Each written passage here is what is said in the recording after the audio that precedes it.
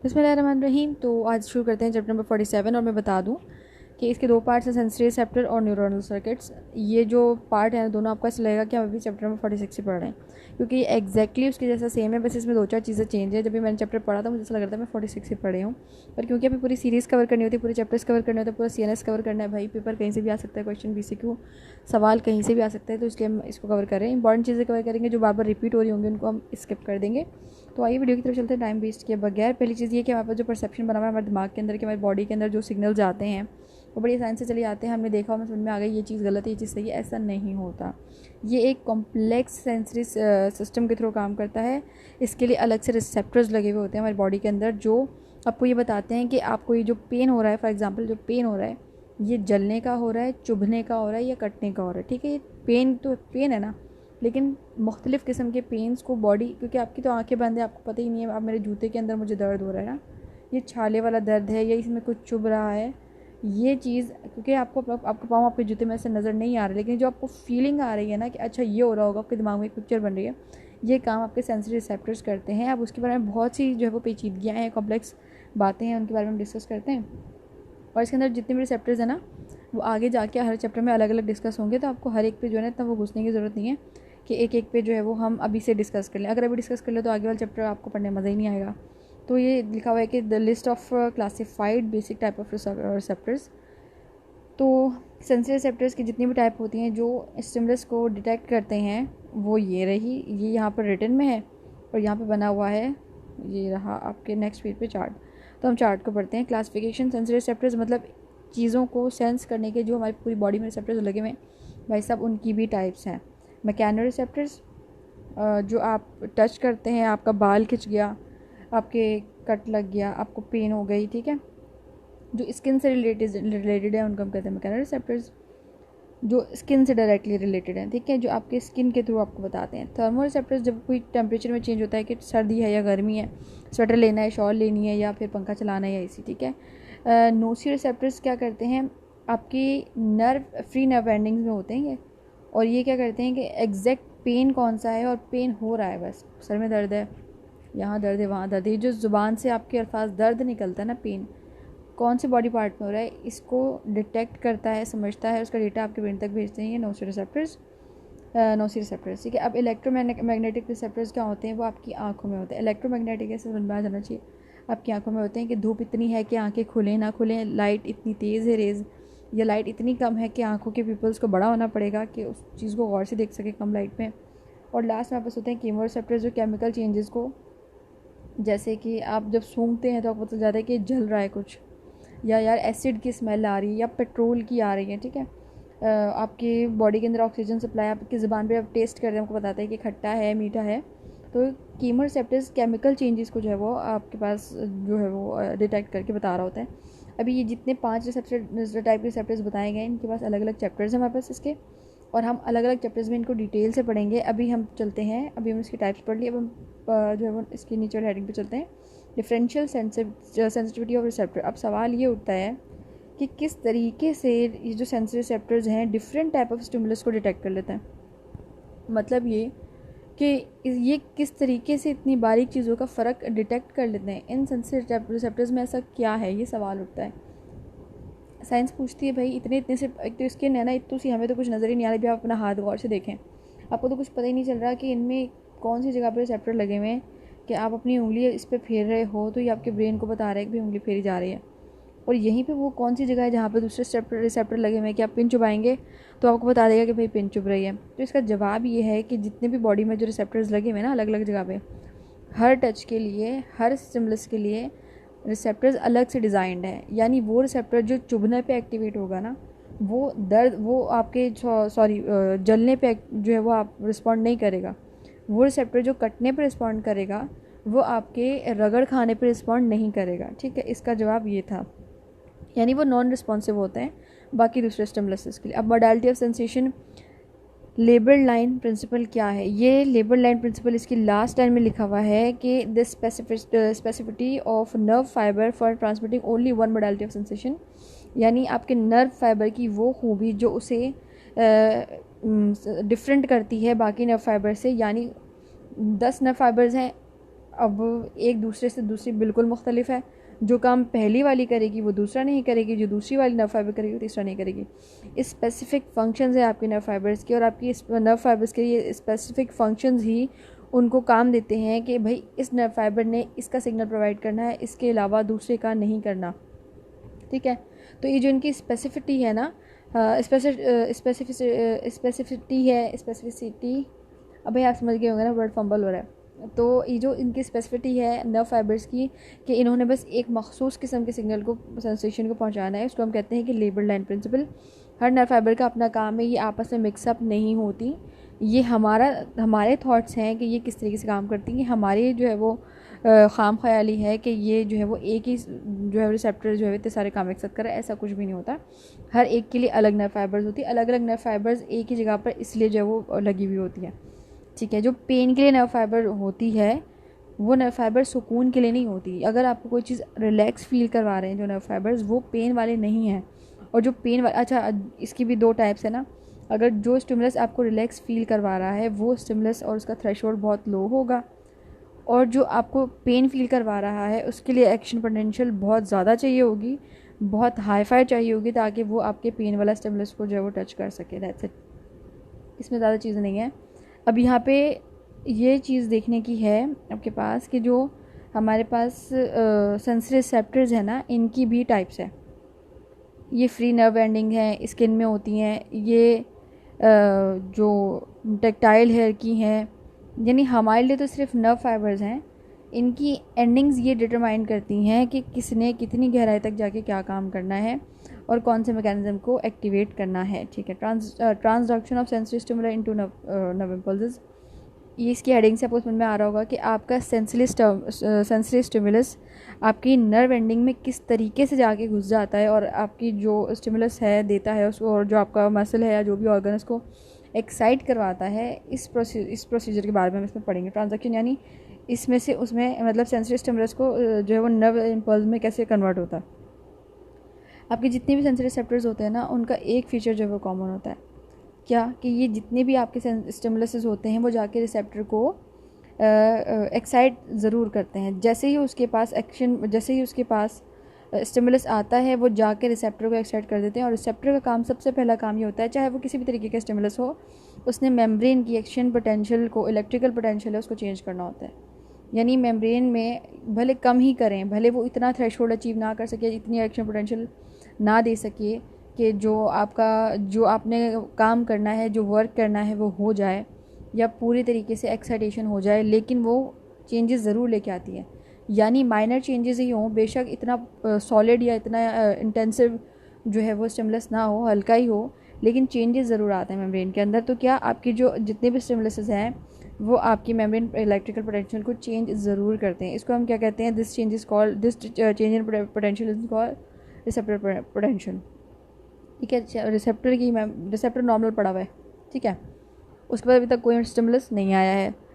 अब जब आपके रिसेप्टर के ऊपर टच आया या कोई स्टिमुलस आया, आपके ब्रेन ने आपको पैगाम भेजा, तो उस रिसेप्टर की जो पहले पोटेंशियल थी ना, इलेक्ट्रिकल पोटेंशियल, अब वो चेंज हो चुकी है, अब वो बढ़ गई है, तब वो रिसेप्टर एक्टिवेट हुआ है जाके स्टिमुलस आगे पहुंचाने के लिए। समझ में आई? बस इसमें ये बात है, मैकेनिज्म रिसेप्टर पोटेंशियल। ठीक है, different receptors can excite in one of several ways to cause receptor potentials। ठीक है, हमारे पास जो है वो 4 तरीके के मैकेनिज्म है रिसेप्टर पोटेंशियल को बढ़ाने के या एक्टिवेट करने के। By mechanical deformation of the receptor की मैकेनिकल डिफॉर्मेशन हो जाए, या उस पर कोई केमिकल लग जाए, यानी आपने कोई चीज़ उठा ली, हाथ से टच करके देख लिया, या केमिकल जो है वो मेम्ब्रेन के ऊपर लग जाए, एप्लीकेशन ऑफ केमिकल जिसके से चैनल ओपन हो जाए, या फिर टेम्परेचर में चेंजेस, वो जो ऊपर बात हुई थी, या फिर इलेक्ट्रोमैग्नेटिक रेडिएशंस, इसकी वजह से आपके रिसेप्टर जो है वो रिसेप्टर्स में जो है पोटेंशियल जो है जनरेट होती है। जिससे हमने बात की कि अगर आँख पर तेज़ रोशनी पड़ेगी तो आपकी जो इलेक्ट्रोमैग्नेटिक रेडिएशन के जो रिसेप्टर्स हैं वो एक्टिवेट हो जाएंगे, और वो बताएंगे भाई आँखों को जो है वो विजुअल रिसेप्टर्स जो है वो एक्टिवेट हो जाएंगे, बोलिए आँखों को नुकसान ना हो, इसके लिए वो चेंजेस करेंगे कुछ, क्या तो आंखें बंद कर लेंगे या पिपल्स के साइज़ में चेंजेस लेकर आएंगे। डायरेक्टली हो सकता है, इनडायरेक्टली भी हो सकता है, यानी हम धूप से भी हो सकता है, और कभी कभी ऐसे भी कि डॉक्टर साहब जो वो टॉर्च मार के हमारी आंखें चेक कर रहे हैं, वो भी नुकसानदेह होती है चीज़, लेकिन उस पर बॉडी इतना ज़्यादा क्योंकि मेंटली प्रिपेयर होती है तो जो है वो इफ़ेक्ट नहीं करती। लेकिन ये 4 मैकेनिज़्म में एक कौन सा मैकेनिकल है, दूसरा केमिकल है, तीसरा है आपका चेंज इन टेम्परेचर जो ऊपर भी लिखा हुआ है, और जो चौथा है वो आपका basically effect of electromagnetic radiation. अब ये जो 4 तरीके हैं जो एक्साइट करते हैं आपके न्यूरॉन्स को, आपके जो रिसेप्टर्स हैं उनको, सेंसरी रिसेप्टर्स हैं उनको, इन सब ये सब जो है वो आपकी जो मेम्ब्रेन पोटेंशियल है उसमें चेंज लेकर आते हैं।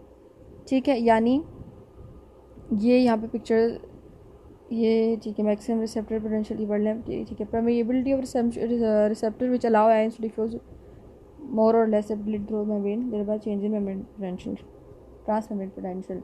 ठीक है, अब आपकी जो मेम्ब्रेन नॉर्मल पड़ी हुई थी सीधी सादी, अब उसके अंदर इन्फ्लक्स और रिफ्लक्स शुरू हो जाएगा। क्या, सोडियम कैल्शियम आयन रिलीज़ होंगे, वही वाली बात। कैल्शियम आएगा रिसेप्टर के अंदर, वो आएगा आके न्यूरोट्रांसमीटर्स को आज़ाद करवाएगा और वो जाके आपके ये प्रोसीजर जो है वो हर बार जो है वो कंटिन्यू होता रहेगा। क्या, मेम्ब्रेन की हमने क्या पढ़ा था पहले कि एक्शन पोटेंशियल आया, उसने आपके कैल्शियम आयंस को रिलीज़ किया, अंदर गए कैल्शियम आयन, पहले बाहर पड़े हुए थे। तो क्या हुआ, जो आपकी मेम्ब्रेन थी उसकी परमिएबिलिटी चेंज हो गई, पहले कैल्शियम उसमें था ही नहीं, अब वो कैल्शियम आयंस जो है वो आना शुरू हो गया उसके अंदर। तो परमिएबिलिटी चेंज करवा के ये अपना काम पूरा करते हैं। ठीक है, जो मैक्सिमम एम्पलीट्यूड है सेंसरी रिसेप्टर्स का, सेंसरी रिसेप्टर पोटेंशियल्स का, वो है 100 मिली वोल्ट्स। लेकिन ये 100 मिली वोल्ट तब अचीव होते हैं जब सेंसरी स्टिमुलस जो है वो एक्सट्रीमली हाई होता है। अब relation of receptor potential to action potential, receptor potential का एक्शन पोटेंशियल से क्या ताल्लुक है, ये बात थी मेन। ये है आपका जो पेसिनियन कॉर्पसल आपका। ठीक है, ये आपका ब्लू वाला एरिया माइलिनेटेड है, ये ब्लू वाला, और ये है नॉन माइलिनेटेड। अब ये जो आपकी मेम्ब्रेन है ये डिफॉर्म्ड हो गई। डिफॉर्म क्यों हुई है कि ऑब्वियसली कोई ना कोई स्टिमुलस आया होगा, वरना तो इसने जो है बाहर भी पॉजिटिव, बाहर जो है वो नेगेटिव चार्ज है, अंदर पॉजिटिव चार्ज नहीं होना था, इसमें ये डिफॉर्म हुई हुई है। ठीक है, जब बाहर पॉजिटिव चार्ज होता है अंदर नेगेटिव चार्ज हो जाता है, और अगर बाहर से अंदर पॉजिटिव चार्ज आना शुरू हो जाता है तो आपकी जो मेम्ब्रेन है वो डिफॉर्म होना शुरू हो जाती है, इसके अंदर एक्शन पोटेंशियल जनरेट होना शुरू हो जाती है। अब ये रिसेप्टर पोटेंशियल और एक्शन पोटेंशियल का सीन ये है कि रिसेप्टर पोटेंशियल वो चेंजेस हैं मेम्ब्रेन में जो अभी आना स्टार्ट ही हुए हैं। रिसेप्टर पोटेंशियल से आपका जो एक्साइटेशन का प्रोसेस है वो कंप्लीट नहीं होता। The initial process, the initial part before excitation start होने से पहले वाला जो पार्ट है, प्री पार्ट है, उसको हम कहते हैं ये रिसेप्टर पोटेंशियल है। कि जब तक रिसेप्टर पोटेंशियल स्टार्ट नहीं होगी, जब रिसेप्टर पोटेंशियल इंटेंसिफाई हो जाती है तो एक्शन पोटेंशियल जनरेट होती है। बस इतनी सी बात है इसके अंदर। ठीक, ये लिखा हुआ है यहाँ पे इस तरीके से दिखा रहे हैं। अब ये पे पोस्ट थ्रेशोल्ड जो है वो प्री थ्रेशोल्ड, ये सब चीज़ें भी होंगी इसमें, हमें पढ़ते हैं कि ये है आपकी रेस्टिंग मेम्ब्रेन पोटेंशियल और ये है 60 पे आपका थ्रेशोल्ड दिख रहा है। आपकी रेस्टिंग मेम्ब्रेन पोटेंशियल से पहले रेस्टिंग मेम्ब्रेन पोटेंशियल और आपके जो थ्रेशोल्ड है 60 मिली वोल्ट्स, ठीक है, -60 मिली वोल्ट्स, इसके दरमियान जो एरिया है ये रिसेप्टर पोटेंशियल है।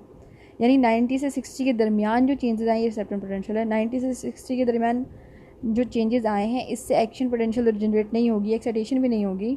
लेकिन जब तक ये चेंजेस नहीं आएंगे एक्शन पोटेंशियल भी अचीव नहीं हो सकती। तो यानी ये भी चेंजेस हैं, बेशक ये चेंजेस एक्साइटेशन कॉज नहीं कर रहे, लेकिन ये चेंजेस जो है हमारे पास इंपॉर्टेंट है। अगर ये चेंज अचीव नहीं होगा तो इसके बाद थ्रेशोल्ड, इसके बगैर थ्रेशोल्ड भी अचीव नहीं होता।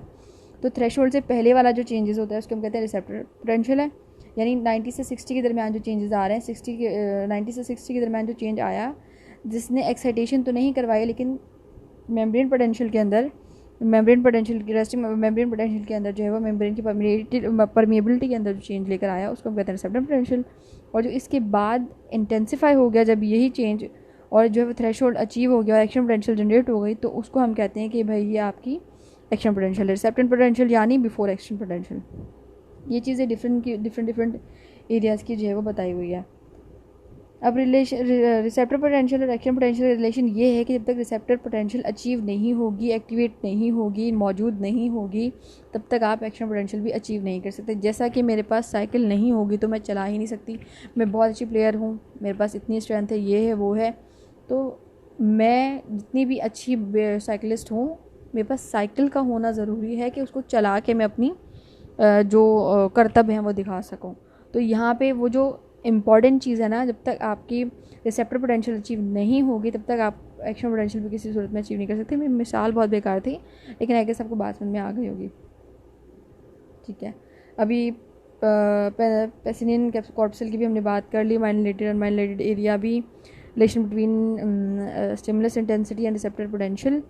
ठीक है, जितनी ज़्यादा आपकी स्टिमुलस की इंटेंसिटी होगी ना, उतनी ही ज़्यादा स्पीड से आपकी रिसेप्टर पोटेंशियल जो है वो जनरेट अचीव होगी। ठीक है, जल्दी से आपका रिसेप्टर पोटेंशियल अचीव हो जाएगा, और उसी उसी स्पीड उसी की इंटेंसिटी के हिसाब से, ये मतलब डायरेक्टली प्रोपोर्शनल आपकी एक्शन पोटेंशियल से है कि अगर जितनी जल्दी आपके पास जो है वो जितना इंटेंस आपके पास स्टिमुलस होगा रिसेप्टर पोटेंशियल के लिए, उतना ही फ़ायदा आपके एक्शन पोटेंशियल को होगा। जितनी जल्दी रिसेप्टर पोटेंशियल एक्टिवेट होगा उतनी जल्दी एक्शन पोटेंशियल भी हो जाएगा। बस इतनी सी बात है, तो उसको पूरे पैरा में लिखा हुआ है। चलें, एडेप्टेशन ऑफ रिसेप्टर्स। अच्छा, ये बड़े बहुत मज़े का टॉपिक है। एडेप्टेशन यानी कुछ चेंजेस ऐसे होते हैं हमारे पास सेंसरी रिसेप्टर्स में, वो अडेप्ट कर लेते हैं। अडेप्ट कर लेते हैं मतलब ये कि इसकी जो है वो यहाँ पे एडेप्टेशन से मतलब आपको समझ में आ जाना चाहिए कि आदत हो जाती है जब किसी चीज़ की, तो उसका असर पहले जैसा नहीं रहता जैसा नए नए का था। यानी वो जो लोग हाथ मतलब जिनको किचन में काम करके हाथ पे कट वट लगे हुए होते हैं ना, तो उनको अगर छोटा मोटा कट लग जाए तो उनको फ़र्क पता नहीं चलता। वो एडेप्टेशन हो चुकी होती है ना रिसेप्टर्स को, हाँ इसका तो रोज़ का है, ये उसकी बात हो रही है। कुछ डिफरेंट टाइप के एडेप्टेशन होती हैं, आइज़ में भी हो जाती हैं जो है वो एडेप्टेशन, जिनका रोज़ का ही काम है बाहर धूप में निकलना, जो गॉगल्स बेचारे अफोर्ड ही नहीं कर सकते, तो उनको कोई प्रॉब्लम नहीं है, वो घूम लेते हैं बेचारे, एडेप्टेशन हो चुकी है। अब जो बाहर निकलते ही बड़े सालों में हैं, अंदर ही रहते हैं, उनको गॉगल्स भी चाहिए, तो उनको अम्ब्रेला भी चाहिए, तो ये बस उसके बारे में बात हो रही है। उसको थोड़ा सा हम डिटेल से अंदर से पढ़ लेते हैं। एडेप्टेशन और रिसेप्टर, यानी आपके रिसेप्टर चेंजेस को एक्सेप्ट कर लेते हैं, और ऐसा एक्सेप्ट करके फिर उस पर जो है वो एग्जेजरेट नहीं करते इफ़ेक्ट्स को, उस पर आपको हॉरिफाई नहीं करते, उस पर ओवर एक्साइटेबिलिटी शो नहीं करते, उसको बड़े इजीली डील कर लेते हैं। ठीक है, इस तरीके के जो एडेप्टेशन होती हैं हम इजीली देखते हैं जिनको ब्लड प्रेशर के इश्यूज़ होते हैं। ब्लड वेसल जो है वो चेंजेस अडॉप्ट कर चुकी होती हैं। जिनको हाई ब्लड प्रेशर होता है उनके जो आर्टरीज़ हैं वो स्वेल्ड रहती हैं, और अब वो स्वेल्ड रह के इतनी आदत हो चुकी होती है कि अगर आप ट्रीटमेंट करवा भी लेते हैं प्रॉपर्ली तो वो स्वेल्ड ही रहती हैं। ये वो बस वो वाली बात है। ठीक हो गया, तो यहाँ पे जो एग्जांपल दी है वो बता रही हूँ मैं। बट यहाँ पे एक बात की हुई है ये नीचे कि कुछ नॉन मैकेनिकल रिसेप्टर्स और कीमो रिसेप्टर्स ऐसे होते हैं, पेन रिसेप्टर्स, जो कभी भी जो है चेंजेस को अडेप्ट नहीं करते। उनमें जिस तरह पहली दफ़ा जो उनको पेन फील हुआ था, तो 1000वीं दफ़ा या 2,00,000वीं दफ़ा भी उनको सेम पेन उसी तरीके से महसूस होगा, वो चेंजेस को अडॉप्ट नहीं कर सकते। वो भी वो चेंजेस होते हैं जो सीवियर होते हैं, जो इंटेंसिव सेंसरी रिसेप्टर्स होते हैं, जो इंटेंसिव सेंसरी स्टिमुलस लेकर आते हैं, वो वाले। ठीक है, mechanism by which receptors adapt, अब वो मैकेनिज्म जिसकी वजह से जो है रिसेप्टर्स अडेप्ट कर लेते हैं चेंजेस को। हमारे पास दो तरीके से जो है वो अडेप्टेशन जो है होती है हमारे पास। ठीक है, किस तरीके से होती है? पहली तो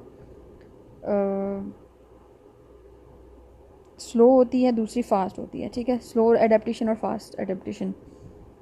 जो स्लो अडेप्टेशन होती है वो 1 सेकंड के लिए भी स्लो हो सकती है, यानी जिसको हम 1 सेकंड लगा रहे हैं जो उसको हम स्लो कह रहे हैं, और ये 1 सेकंड से लेके आपके 2 दिन तक लगा सकती है एडेप्टेशन में। ठीक है, यानी चेंजेस करने में।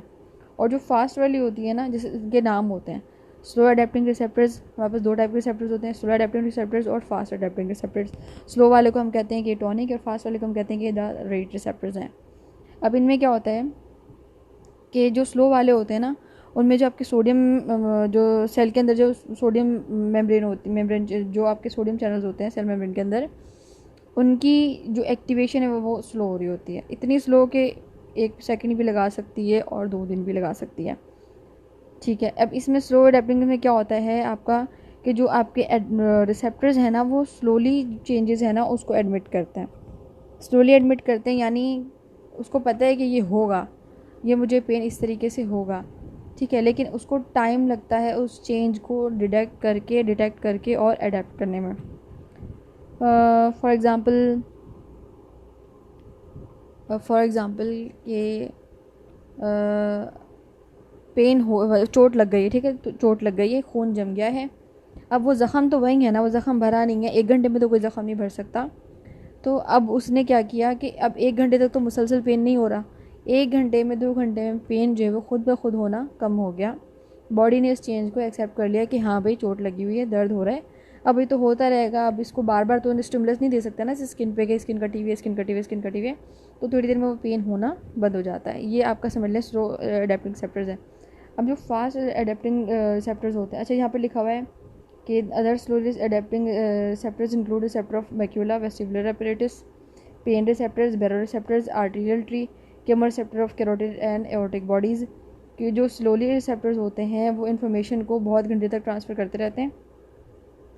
यानी अडेप्टेशन जब होगी ना, जब भाई जो मेरे पास डेटा आया है मैं उसको रिसीव कर लूँ और मुझे पता है यार इसका तो रोज़ का आया, तो उसको रिसीव करके आगे ना भेजूँ कि भाई इसको पेन मत करना, इसको रोज़ इतने कट लगते रहते हैं।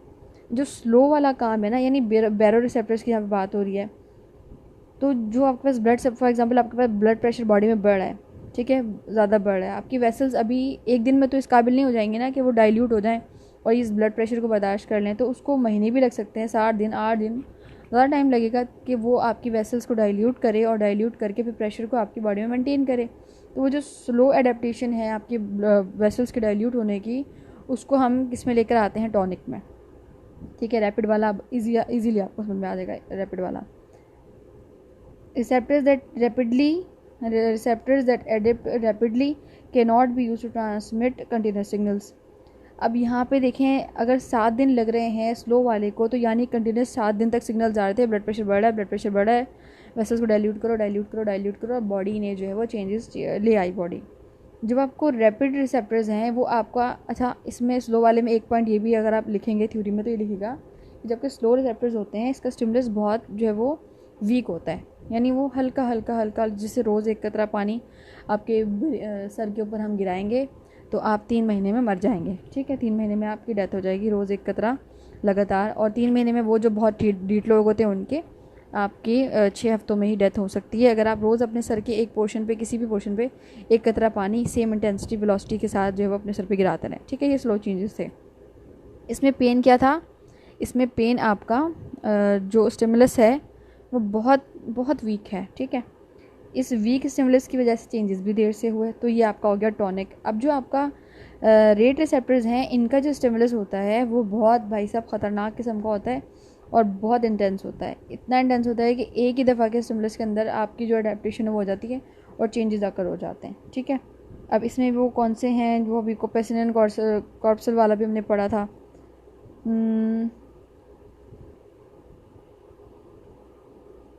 ठीक हो गया। अभी predictive function of rate receptors यानी ये रहे आपके, इसके बारे में इसकी एक एग्जांपल दे रहा है, जिस तरह यहाँ पे बैरो रिसेप्टर्स की थी इसकी एक एग्जांपल दे रहा है। प्रेडिक्टिव फंक्शन क्या हो सकता है, अभी ने वेस्टिबुलर की बात की थी, आपके कान के अंदर रिसेप्टर्स होते हैं जो हमने पढ़ा था कि हमारे बॉडी के को बैलेंस रखने में मदद करते हैं। इसमें हम प्रेडिक्शन का क्या ताल्लुक़ है, हम फॉर एग्ज़ाम्पल बहुत ज़ोर ज़ोर से जो ना ग्राउंड में भाग रहे हैं, ग्राउंड भी ऐसा है कि जिसमें आपकी बॉडी का जो एंगल है ना वो भागते भागते, कुछ ग्राउंड आपने देखे हैं, वो जो मौत का कुआं देखा है, कुछ ग्राउंड भी हमारे पास ऐसे होते हैं साइकिलिंग के और रनिंग के, जो राउंड से होते हैं और जो थोड़े से कर्व होते हैं, जिस पे जब आप भागते हैं तो आपकी बॉडी बैलेंस बना लेती है और आप जो है वो इजीली थोड़े से कर्व पे भी फ्लेक्स होकर भी भाग रहे होते हैं बड़े मज़े से। ये आपकी बॉडी के जो वेस्टिबुलर रिसेप्टर्स हैं, आपकी बॉडी के अंदर चेंजेस को एडेप्ट करके आपको वहाँ पे नॉर्मल बंदा नहीं भाग सकता, वो पहले दिन ही गिर जाएगा। जो डेली जिनका ये काम होता है, मैं एग्जांपल दे रही हूँ, इसमें जो एग्जांपल है वो थोड़ी सी अजीब सी है, तो मैं इसी एग्जांपल को मज़ीद जो है वो एक्सटेंड करके दे रही हूँ आपको। भागते रहते हैं, उनके वेस्टिबुलर रिसेप्टर्स जो है वो चेंजेस को अडेप्ट कर चुके होते हैं कि नहीं ये नहीं गिरेगा, इसका रोज़ का है। अब ये बॉडी कैलकुलेट कर रही होती है, आपको पता नहीं है, आपके अनकॉन्शियस माइंड में आपकी बॉडी कैलकुलेट कर रही होती है कि अगर विदिन 2 सेकेंड्स अभी एंड आने वाला है, अगर ये नहीं रुका तो ये इस तरीके से गिरेगा और यहाँ डैमेज होगा, तो ये इतनी देर पहले हमें स्टॉप हो जाना है, ताकि बॉडी के अंदर, क्योंकि चेंजेस जैसे आप अचानक से रुकते हैं तो आपकी बॉडी को झटका लगता है ना, तो आपको थोड़ी देर पहले रुकना पड़ेगा, ताकि जो आपको झटके लगने वाली जो मूवमेंट है, जो मुसलसल भागते रहने के बाद अचानक से आप रुकते हैं, बॉडी को झटका लगता है, आपके 2-4 कदम आगे बढ़ ही जाते हैं। तो आपकी बॉडी के जो वेस्टिबुलर रिसेप्टर्स हैं ये हिसाब लगा लेते हैं कि कितने सेकंड पहले रुकना है ताकि बैलेंस ख़राब ना हो और हम गिरे ना। इसको हम कहते हैं कि predictive function of rate receptors. Rate receptors आपके जो है वो प्रेडिक्टिव फंक्शंस भी अंदर अंजाम दे रहे होते हैं। ये पहले से बता देते हैं कि अच्छा सुई को देख के पहले से अंदाज़ा लगा लेंगे, अगर तो इस पर उंगली गई तो भाई इतना दर्द होगा और ऐसा होगा, ठीक है। ये आपके स्केलेटल मसल स्पाइनल और सिंपैथेटिक टैक्सी के अंदर जो आपके सेंसरी नर्व्स हैं उसका फंक्शन दिखा रहे हैं। एक नर्व फाइबर के अंदर अलग अलग एरिया पे अलग अलग जो है वो रिसेप्टर्स लगे हुए, जितना गहरा जो है वो जब तक जो है वो आपका क्या कहना चाहिए कि स्टिमुलस उस एरिया तक नहीं पहुंच जाता जहां पर आपका उस पेन का रिसेप्टर लगा हुआ, तब तक आपको पेन नहीं होगा। हेयर रिसेप्टर ऊपर है, उसके नीचे वाइब्रेशन का है, उसके नीचे हाई डिस्क्रिमिनेशन टच को डिस्क्रिमिनेट करने का कि good touch, bad touch, smooth surface है, रफ सरफेस है, ठंडा है, गर्म है, ठीक है। फिर टेम्परेचर, प्रेशर, टच, ये सब चीज़ें। और फिर उसके बाद मिक्स स्टिमुलसेस भी जाते हैं कि टच स्मूथ भी है लेकिन इस टच का टेम्परेचर ये है, यानी जो सरफेस जिस पर मैं हाथ लगा रहा हूँ ये स्मूथ है लेकिन ठंडा है, और ये गीला है, और जो भी चीज़ें हैं वो एक साथ ये डेटा जा रहा होता है मिक्स।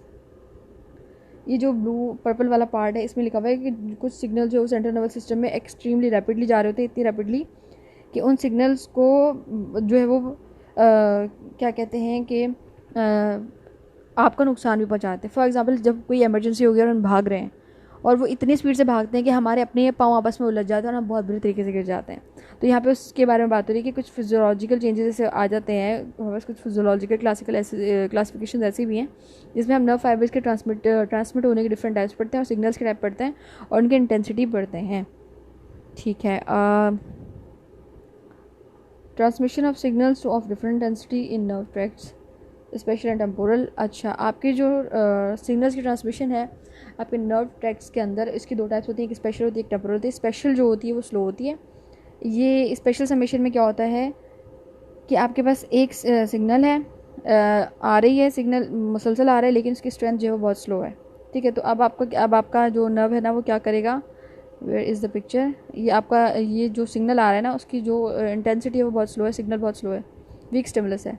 तो वो क्या करेगा, इस स्टिमुलस को जमा कर लेगा, दोबारा आएगा उसको जमा कर लेगा, इतने हो गए, और स्टिमुलस आएगा उसको जमा करेगा। जब उसके पास स्ट्रॉन्ग स्टिमुलस बन जाएगा ना सारे स्टिमुलस को मिला के, यानी बहुत सारे स्टिमुलस मिलके एक स्ट्रॉन्ग स्टिमुलस बनाएंगे और फिर जाके आपका ये नर्व फाइबर जो है वो एक्साइट होगा, ठीक है, रिस्पॉन्ड बैक करेगा। इसको हम क्या कहते हैं कि ये आपका स्पेशल समेशन है, यानी इट टेक्स टाइम, इसमें टाइम लगता है। आप इसमें जो आपकी फ्री नर्व एंडिंग्स होती हैं पेन रिसेप्टर्स के लिए वो फैली हुई होती हैं, यानी उसको ज़्यादा एरिया चाहिए होता है कि वो उस चेंज को सेंस करे और सेंस करके वहाँ तक पहुँचाए जहाँ पहुँचाना है, ठीक है। अब टेम्पोरल में क्या होता है, टेम्पोरल में ये होता है कि ये काम विद इन अ सेकेंड हो जाता है, यानी जो इसमें जो इंटेंसिटी होती है, स्ट्रेंथ इतनी स्ट्रांग होती है कि यहाँ पे तो भाई इतने सारे सिग्नल्स आए, इतने सारे स्टिमुलस आए, फिर वो जमा हुआ, फिर जाके एक नर्व जो है वो फाइबर एक्टिवेट हुआ। यहाँ पे एक ही स्टिमुलस काफ़ी होता है टेम्पोरल समेशन में, एक ही स्टिमुलस काफ़ी होता है, एक ही सिग्नल काफ़ी होता है एक्साइटेशन के लिए, एंड दैट्स इतनी सी बात थी। अब ये चीज़ इंपॉर्टेंट है क्या, ट्रांसमिशन ऑफ प्रोसेसिंग और सिग्नल इन न्यूरोनल पोल्स क्या होते हैं कि बहुत सारा आपका जो ब्रेन है आपका सेरेब्रल कॉर्टेक्स है, आपका पोन्स मेडुला जो भी है, इतना सारा ब्रेन, इतना बड़ा ब्रेन है, सीएनएस इतना बड़ा, इसके अंदर बहुत सारे न्यूरॉन्स होंगे। अब बहुत सारे न्यूरॉन्स होंगे तो न्यूरॉन फाइबर्स भी होंगे, जितने सारे न्यूरॉन्स हैं वो सारे इतने सारे एक साथ पड़े हुए हैं, बहुत सारे, उसको खोल के देखेंगे तो ऐसा लगेगा वेब बना हुआ है, सही। अब हम कह रहे हैं मिलियंस ट्रिलियंस ऑफ न्यूरॉन्स हैं, इतना सा दिमाग उसमें millions of trillions of neurons हैं, अब वो एक साथ पड़े हुए तो एक जाल लग रहे होंगे ना। लेकिन ये जो जाल है ना इन सब का जो है वो न्यूरोनल पोल बना हुआ है। फॉर एग्जांपल सेरेब्रम की बात करें, सेरेब्रम की, इसके अंदर जो न्यूरोनल पोल्स हैं इनकी स्पेशल ऑर्गेनाइजेशन है, इनके स्पेशल फंक्शन है, इनका अपना तरीका है काम करने का, लेकिन इन सब के अंदर एक बात जो है वो कॉमन है, वो क्या, इनके अंदर बहुत सारे सिमिलर फंक्शंस हैं। सिमिलर फंक्शंस क्या कि एक तो ये एक दूसरे जो इनके सिग्नल्स हैं वो एक दूसरे पर रिलाई करते हैं, यानी एक जो है वो न्यूरॉन से दूसरे न्यूरॉन तक जाने में जो सिग्नल है वो रेस्ट कर लेता है। अब ये इतनी दूर सफ़र करके जाएगा, बेचारा थक जाएगा, उसकी स्पीड कम हो जाएगी। ये बीच में जो एक न्यूरॉन से दूसरे न्यूरॉन के दरमियान जो सिग्नल को टाइम लगता है, जो बिल्कुल मिली माइक्रो मिली सेकेंड्स का होता है, वो क्या काम करता है कि इसको रेस्ट देता है और इसकी स्पीड बढ़ाता है, यानी इसको फ्रेश रखता है। दूसरा ये कि जो आपकी जो इनपुट है, जो आपके सिग्नल्स का जो आपके पास जो जब ये न्यूरोनल पूल में पहुंचता है तो ये क्या करता है कि आपको फैसिलिटेट करता है कि पूरे एरिया में एक ही स्टिमुलस काफ़ी है पूरे एरिया को स्टिमुलेट करने का। आपस में सारे कनेक्टेड हैं, एक एरिया स्टिमुलेट हो गया बाकी सारे भी खुद ईजिली हो जाते हैं। ठीक है, the neuronal area stimulated by each incoming nerve fibre is called stimulatory field. Neuronal area वो जहाँ पर से स्टिमुलस आके नर्व फाइबर को स्टिमुलेट करता है उसको हम स्टिमुलेटरी फील्ड कह रहे होते हैं। इसमें कुछ इम्पोर्टेंट नहीं था, इम्पोर्टेंट था थ्रेशोल्ड एंड सब थ्रेशोल्ड स्टिमुलाई एक्साइटेशन फैसिलिटेशन। जो बात हमने अभी यहाँ पर की है ना एक्शन पोटेंशियल से पहले और एक्शन पोटेंशियल के बाद वाली बात, ठीक है, थ्रेशोल्ड से पहले थ्रेशोल्ड के बाद वाली बात, सेम यही बात दूसरे तरीके से यहाँ पर रिपीट हो रही है। वो क्या है, ये है आपका न्यूरॉन, ये आपके न्यूरॉन है, ABCD 4 नाम इसको दिए हुए हैं, ठीक है, और इसके बारे में यहाँ पे डिटेल से लिखा हुआ है। ठीक है, ये आपका न्यूरॉन है। अब बात ये है कि इस न्यूरॉन को इतने सारे नर्व फाइबर्स आकर जब अटैच हो रहे हैं, इतने सारे नर्व फाइबर्स आकर स्टिमुलस दे रहे हैं, इसको एक्टिवेट करने के लिए मिनिमम क्वांटिटी जो नर्व फाइबर्स की चाहिए वो है 7 से 8। ठीक है, जब तक 7 से 8 न्यूरोनल फाइबर्स नहीं होंगे, इसको अटैच किए हुए नहीं होंगे, तब तक ये एक्साइट नहीं होगा।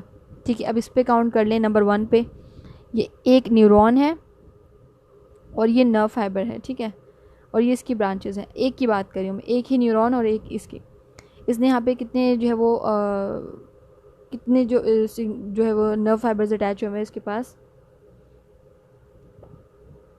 नर्व फाइबर 1 पे 1 2 3 4 5 6 7 8 9 10, ठीक है।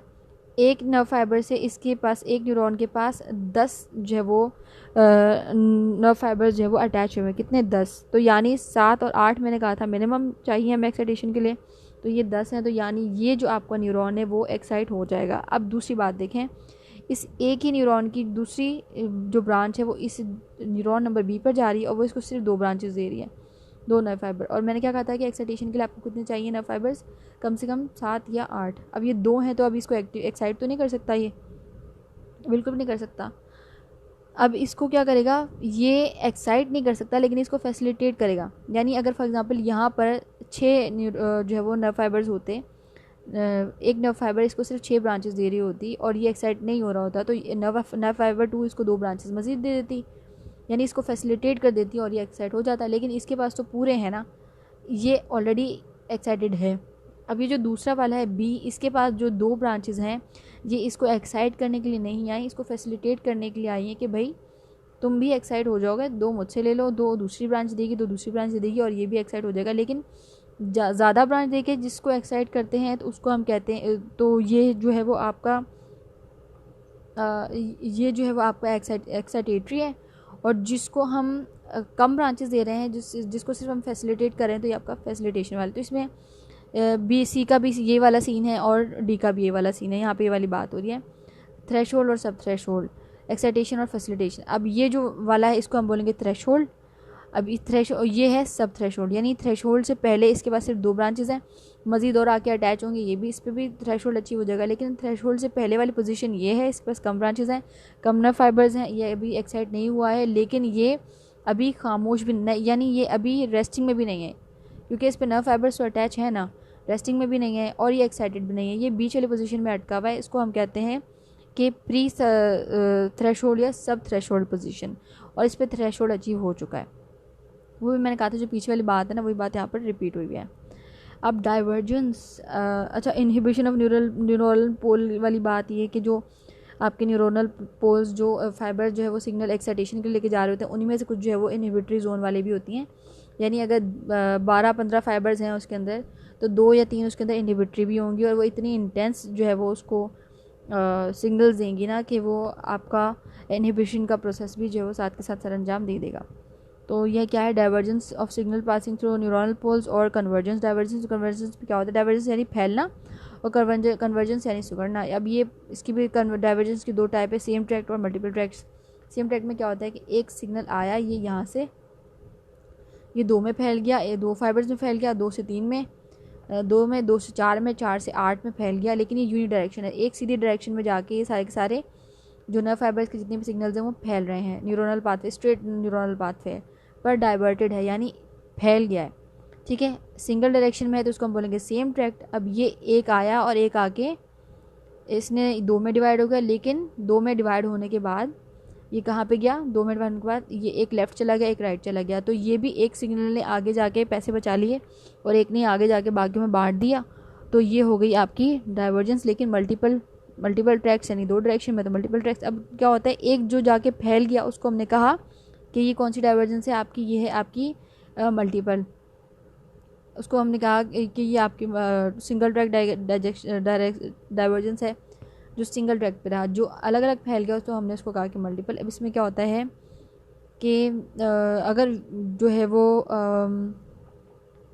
एक आपके पास एक्साइटेटरी सिग्नल आया है तो इससे क्या होता है, आपको फैसिलिटेशन मिल जाती है कि एक फाइबर पे आपके पास जो स्टिमुलस आया उसने आपके 10,000 मसल फाइबर्स को जो है वो एक्साइट करवा दिया। पे स्टिमुलस वीक है, स्ट्रेंथ नहीं है इतनी ज़्यादा, तो एक ही स्टिमुलस ने, एक ही सिग्नल ने 10,000 मसल फाइबर्स को एक्टिवेट करवा के आपकी हेल्प कर दी और बुरे वक्त में आपका साथ दे दिया। इतनी सी बात। अब ये क्या डेफिनेशन पढ़ लेते हैं exact. Often it is important for weak signals entering a neuronal pool to excite for far greater numbers of nerve fibers leaving the pool. This phenomenon is called in divergence. इसके दो type इसने बोली है, दो types हमने पढ़ ली है। अब कन्वर्जेंस में क्या होता है, अब डाइवर्जेंस में एक बहुत जगह फैल गया, एक सिग्नल जो है वो फैल कर जो है बहुत ज़्यादा नर्व फाइबर्स में चला गया। कन्वर्जेंस में क्या होता है कि बहुत सारी सोर्सेज से आए हुए जो सिग्नल्स होते हैं, स्टिमुलसेस होते हैं, वो आके एक सिंगल नर्व फाइबर, एक सिंगल जो न्यूरॉन पे अटैच हो जाते हैं। यानी मैंने भी जो आपसे बात की थी कि एक सिर्फ टच हुआ है और मेरे पास बहुत सारे जो है वो सोर्सेज से जवाब आ रहे हैं कि भाई ये टच स्मूथ है, ये जो सरफेस है इसका टेम्परेचर ठंडा है या गर्म है जो आपने टच किया है, या फिर ये रफ़ है, या फिर सरफेस पे जो है वो कट लगे हुए हैं, कट हैं तो गोल हैं या कैसे हैं। डिफरेंट सोर्सेज से स्टिमुलस आके जो है वो सिंगल पे अटैच हो रहे हैं, ठीक है। और एक ये कि यहाँ पे एक सोर्स से आके एक बहुत सारे सोर्स से आके एक पे अटैच हो रहे हैं, या बहुत सारे सिग्नल्स आके एक पे अटैच हो रहे हैं। उसमें डाइवर्जेंस होती है, एक जाके फैल रहा था और ये बहुत सारे आके एक पे अटैच हो रहे हैं। तो इसमें क्या होता है, एक मैंने लाइन पढ़ी थी, the second type of divergence showed in figure number 46.2 is divergence into multiple tracts. नहीं, ये वाली नहीं थी। Convergence means signals from multiple inputs to excite a single neuron. Convergence में मल्टीपल इनपुट्स एक सिंगल न्यूरॉन को जो है वो एक्साइट कर रहे होते हैं, और डाइवर्जेंस में एक न्यूरॉन मल्टीपल जगहों पर जाकर काम कर रहा होता है, मल्टीपल जगहों पर इनपुट जो है वो दे रहा होता है। बस यहाँ पे जो है वो ये वाली बात है। अब न्यूरोनल सर्किट एक्साइटेटरी और इनहिबिटरी दोनों सिग्नल्स रख के घूमता है। इसका मतलब क्या है कि हमने पढ़ा है, हमारे पास ये यहाँ पर लिखा हुआ है, गौर से देख लें। हमने अपने जो है वो एंटागोनिस्ट और एगोनिस्ट और एंटागोनिस्ट पढ़े, मैकेनिसोलॉजी में पढ़े, में एनाटमी में भी। एक मसल जब कॉन्ट्रैक्ट होता है तो दूसरा रिलैक्स होता है। हमने अपने बाइसेप्स के ऊपर पढ़ा है कि जब आपका बाइसेप्स कॉन्ट्रैक्ट होता है तो आपका ट्राइसेप्स जाके वहाँ पे से रिलैक्स हो जाता है। जब आपका ट्राइसेप कॉन्ट्रैक्ट होता है तो बाइसेप जाकर रिलैक्स हो जाते हैं। तो क्या होता है कि एक ही बार में आपका ब्रेन दो सिग्नल्स एक साथ भेज रहा होता है, एक्साइटेटरी भी और इनहिबिटरी भी। एक जाके अगर एक मसल को, आपके बाइसेप्स को कॉन्ट्रैक्ट कर रहा है तो दूसरा जाके वहीं पे इनहिबिशन करा रहा होता है कॉन्ट्रैक्शन की, यानी ट्राइसेप्स के ऊपर इनहिबिशन करा रहा होता है कॉन्ट्रैक्शन की, और बाइसेप्स के ऊपर जो है वो एक्साइट करवा रहा होता है मसल्स को कॉन्ट्रैक्ट करने के लिए। तो वहाँ पे कॉन्ट्रैक्शन हो रही होती है, तो वहाँ पे अगर एक दोनों जगह एक साथ कॉन्ट्रैक्शन होगी तो मसल टूट जाएगा, ठीक है। तो अगर बाइसेप कॉन्ट्रैक्ट हो रहा होता है तो वही मसल पर नर्व फाइबर दूसरी जगह पर जाकर ये सिग्नल देता है कि अब भाई ये कॉन्ट्रैक्ट हो रहा है तो आपने क्या करना है, रिलैक्स करना है। फिर वो वापस आता है इधर, इसको बोलते हैं कि भाई अब वो कॉन्ट्रैक्ट होने जा रहा है तो आपने रिलैक्स होना है। तो ये एक नर्व फाइबर एक साथ जो वो दो सिग्नल कैसे लेकर आती है वाला मैकेनिज्म था जो हमने एगोनिस्ट मूवमेंट में, हमारे एंटागोनिस्ट एगोनिस्ट मूवमेंट्स में यूज़ हो रहा था, जो हम पढ़ चुके हैं। अब आफ्टर डिस्चार्ज क्या चीज़ है कि हमने ये पढ़ा था हमारे पास फिजियोलॉजी में से पहले कि when we want more of the same it is positive feedback, और जब हमारे पास काम हो गया है तो हम देते हैं नेगेटिव फीडबैक। अब ये जो फीडबैक हम देते हैं कि बस ठीक है एक्टिविटी हो गई है, अब इस चीज़ को रोक दो, तो ये जो हम जवाब जब तक देते हैं तब तक बीच में एक गैप आ जाता है। जब तक हम, जैसे मैंने कहा था कि अगर कोई बंदा बहुत स्पीड से भाग रहा है तो उसको रुकने में टाइम लगेगा। अगर वो डायरेक्टली लुकेगा तो उसको झटका लेगा। अब ये क्या होता है कि अगर आपने जो है वो स्टिमुलस आपको मिल गया, आपने एक्टिविटी कर दी, अब आपको इनहिबिशन करवानी। इनहिबिशन करवाने से थोड़ी देर पहले यानी इनहिबिशन तो मैंने करवा दी है, लेकिन जो भी आ रहा था लास्ट स्टिमुलस वो फिर भी आ गया, स्लो प्रोसीजर आ गया। अब उसने आके जो करवाना था वो तो वो करवाएगा ही ना।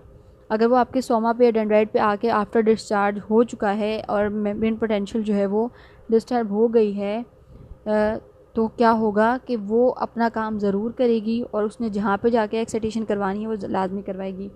अब एक तरफ जो है वो आपने इनहिबिशन करवानी है, दूसरी तरफ इनहिबिशन करवाने से पहले पहले एक और एक्साइटेशन का जो है वो आफ्टर डिस्चार्ज हो चुका है। तो अब क्या होगा कि ये जो आपका प्रोसीजर है वो थोड़ा सा प्रोलॉन्ग हो जाएगा, यानी इनहिबिशन में आपको थोड़ा सा टाइम लगेगा। इस चीज़ के बारे में बात हो रही है। सिनेप्टिक डिस्चार्ज, अगर सिनेप्स से पहले वाला डिस्चार्ज है तो वो कंट्रोल हो जाएगा, लेकिन अगर सिनेप्स के बीच में हुआ डिस्चार्ज यानी न्यूरोट्रांसमीटर्स जो है वो आपके रिलीज़ हो चुके हैं, तो इसमें जो है वो टाइम लगता है और ये कंट्रोलेबल नहीं होता। ठीक है, टाइम हमें सबसे ज़्यादा किस में लगता है, जब हम मोर ऑफ द सेम वाला, यानी जब हम क्या कहना चाहिए कि रिवर्बिलिटी, ये वाली बात कौन से वाले में थी, कहाँ गई वो पिक्चर। ठीक है,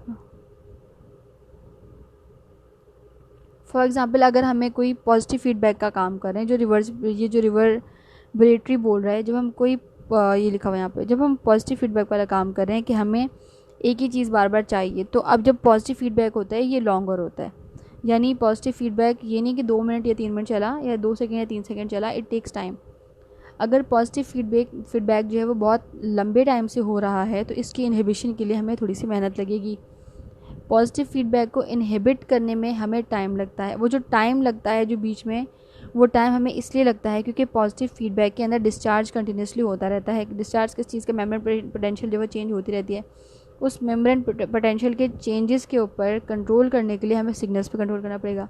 अब जब हर दफ़ा डिस्चार्ज हो रहा है और मेम्ब्रेन पोटेंशियल जो है वो आपकी चेंज हो रही है, और जैसे वो चेंज हो रही है डीपोलराइजेशन हो रही है और फ़ौरन से न्यूरोट्रांसमीटर्स रिलीज़ हो रहे हैं, वो एक्साइटेशन करवा रहे हैं, तो आपका जो इनहिबिशन का काम है वो तो ऑब्वियसली स्लो होगा कि भाई वहाँ से स्टिमुलस आए जा रहा है एक के बाद एक, तो इनहिबिशन में टाइम लग रहा है। वो जो बीच में टाइम लग रहा होता है ना, इसके बारे में वो ये सिनेप्टिक डिस्चार्ज के अंदर बात हो रही है कि ये रिवर्स भी हो जाता है। और इससे सिर्फ एक नुकसान होता है कि जो आपका जो इनहिबिशन का टाइम है वो थोड़ा सा प्रोलॉन्ग हो जाता है, बस दैट्स इट।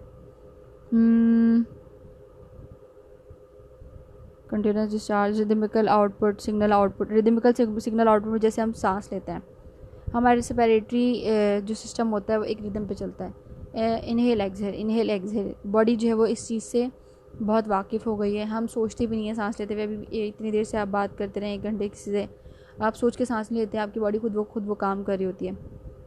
इन सब चीज़ों में भी, रिदमिकल आउटपुट में भी आपके पास जो सिग्नल, अगर इसके ऑपोजिट अगर आप पहुंचाना चाहें, अगर मैं कहूँ कि नहीं इस तरह नहीं, इस तरह सांस लें, इतनी देर सांस लें, इतनी देर रोकें, तो आपको इस चीज़ को अडेप्ट करने में टाइम लगेगा, क्योंकि जो न्यूरोनल डिस्चार्ज हैं वो उसी तरीके से काम करते रहेंगे जिस तरीके से वो बहुत टाइम से कर रहे थे। ठीक है, ओके, बस इसमें ये चीज़ इंपॉर्टेंट थी। फैटिग वाली बात वही है ना कि एक सिग्नल, एक काम के लिए बहुत सारे सिग्नल एक साथ आ गए, ठीक है, वो काम हो गया है। अब पहले तो शुरू में तो वो जो सिग्नल आए थे वो बहुत अच्छी तरीके से एक्साइट करेंगे मेम्ब्रेन को, बहुत अच्छे तरीके से। कुछ देर बाद उनमें सुस्ती आ जाएगी और वो उतनी स्पीड से उस मेम्ब्रेन को एक्साइट नहीं कर सकेगी, उसको हम बोलेंगे कि साइनेप्टिक फैटिग हो गया है। बस इतनी सी बात थी इसके अंदर, और बाकी सारी चीज़ें जो बार बार रिपीट हो रही हैं। ठीक है, बस लॉन्ग टर्म चेंजेस की बात है, वो it's not that much important. ठीक है, थैंक यू सो मच। ये आपका चैप्टर 47 कंप्लीट हो चुका है। अब हम चैप्टर 48 में मिलते हैं। Thank you.